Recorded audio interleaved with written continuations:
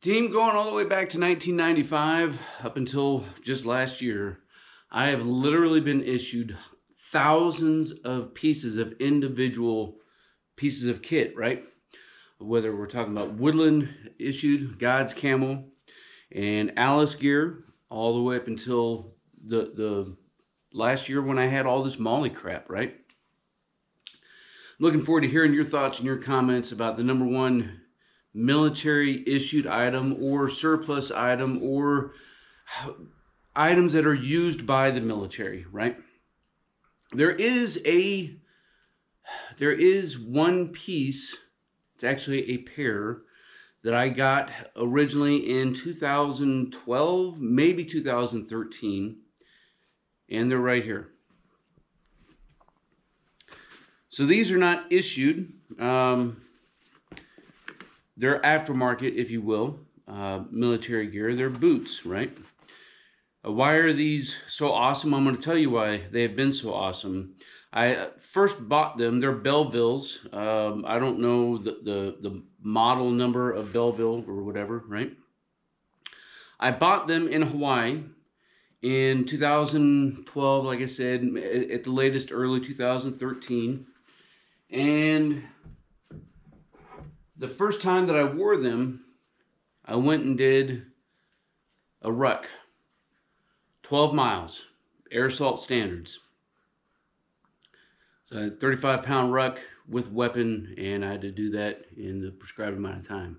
Very first time, there was no break-in period at all with these boots. Don them, ruck, mission complete, move on to the next challenge. The next challenge was training throughout Hawaii, and then going to the Middle East once, coming back and going to the field in Texas, and then going to the field in, and then I deployed again, right, to old Iraq, and then I PCS'd up to Fort Lewis, and then did all my training there, kicked a bunch of dudes out with these boots. Of course, I did 3 seasons at the SEER Challenge wearing these boots, and they have held up 100%. If I have less than 500 miles in these boots, I would be surprised. That's a ton, right? More than what anybody would recommend. Now, these boots, the only thing I've had go wrong was just recently, and you can see I got a little tear there, and that's because of how the soles are made, right? And so if there's one thing that these boots could be improved on, would be to have a Goodyear welt. The other way that they could be improved is to be full grain as opposed to not. Like I don't know if these are technically split. Let's see, they are, so they're split, and that's unfortunate. But I can't complain.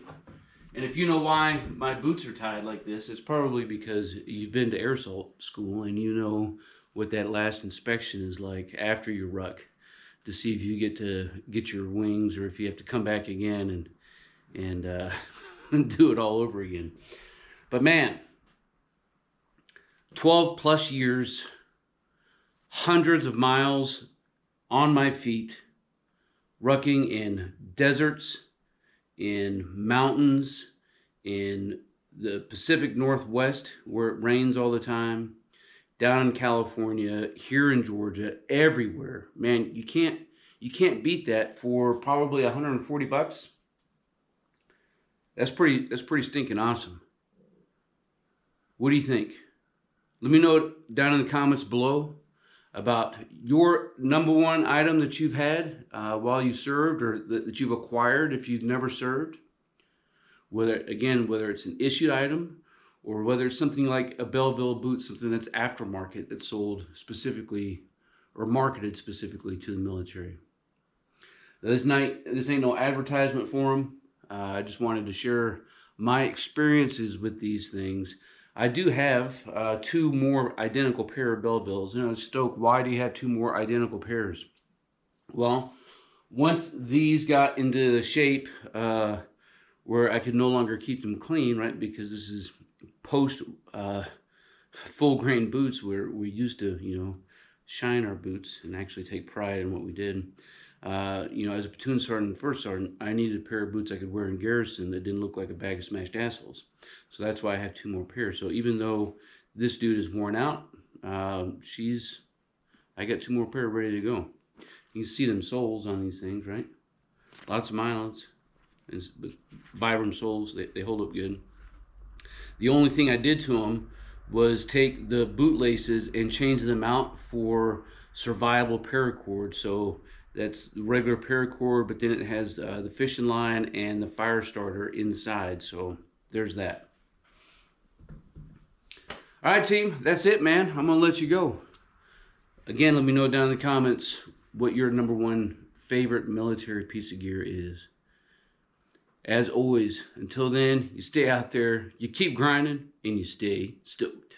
Team, if you want to master your craft and develop your tactical virtue, make sure you subscribe to the channel and click that notification bell so that you can stay up to date with future content. Consider becoming a channel member. It's going to give you exclusive access to content not available to anybody else. I appreciate you guys. Until then, you stay out there, you keep grinding, and you stay stoked. I know you're out there! Come to my voice!